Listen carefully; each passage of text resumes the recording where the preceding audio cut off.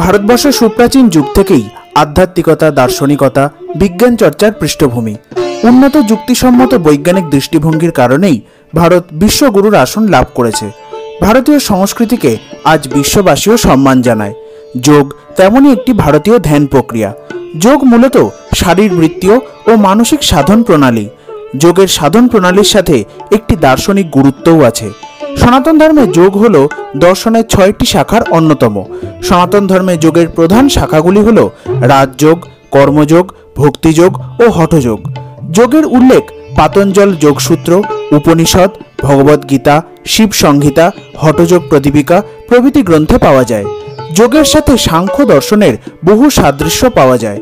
যোগ শব্দটি মূলত একটি সংস্কৃত শব্দ, যা যুজ ধাতু থেকে আগত। যুজ ধাতুর অর্থ যুক্ত করা বা নিয়ন্ত্রণ করা। যোগ শব্দের একাধিক অর্থ আছে।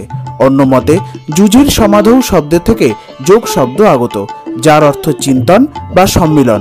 দ্বৈতবাদী হঠযোগের ক্ষেত্রে এই অর্থটি যথাযথ, কারণ উক্ত যোগেই বলা হয়েছে চিন্তনের মাধ্যমে প্রকৃতি ও পুরুষের ভেদ জন্মায়। যোগীকে, যিনি যোগ অনুশীলন করে দক্ষতার সাথে উচ্চ মার্গের যোগ দর্শন অনুশীলন করেন, তিনিই যোগী। ঋষি পতঞ্জলি তার যোগসূত্রম গ্রন্থে যোগতত্ত্ব ও তার অনুশীলন বিষয়ে সূত্রাকারে উপদেশ দিয়েছেন। যোগ কি? যোগসূত্র অনুযায়ী যোগশ্চিত্তবৃত্তি নিরোধ, অর্থাৎ যোগ হল মনের পরিবর্তনের নিরোধ। মন যখন স্তব্ধ হয় তখনই প্রকৃত আত্মা প্রকাশিত হয়। ঋষি পতঞ্জলি অষ্টাঙ্গ যোগের বর্ণনা করেছেন, যথা যম, নিয়ম, আসন, প্রাণায়াম, প্রত্যাহার, ধারণা, ধ্যান ও সমাধি। যোগের জন্য আসন অত্যন্ত গুরুত্বপূর্ণ অঙ্গ। আসন অর্থাৎ যোগাসনকে বোঝানো হয়েছে। যোগসূত্র মতে যোগাসনের জন্য দেহের সঠিক ভঙ্গি আবশ্যক। পাতঞ্জল যোগসূত্রে পদ্মাসন, বীরাসন, ভদ্রাসন, দণ্ডাসন প্রভৃতি আসনের উল্লেখ রয়েছে। প্রাণায়াম হল শ্বাসের নিয়ন্ত্রণ পদ্ধতি।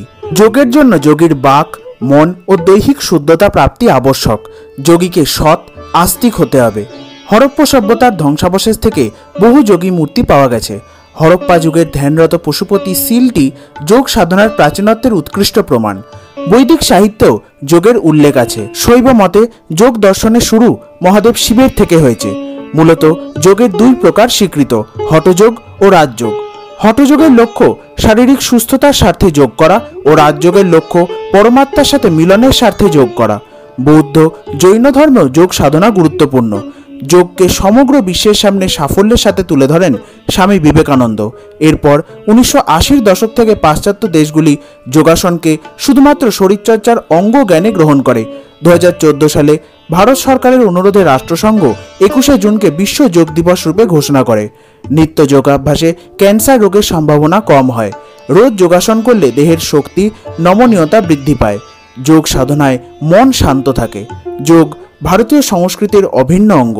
প্রত্যেক ভারতীয়ের যোগ সম্পর্কে জ্ঞান গ্রহণ আবশ্যক।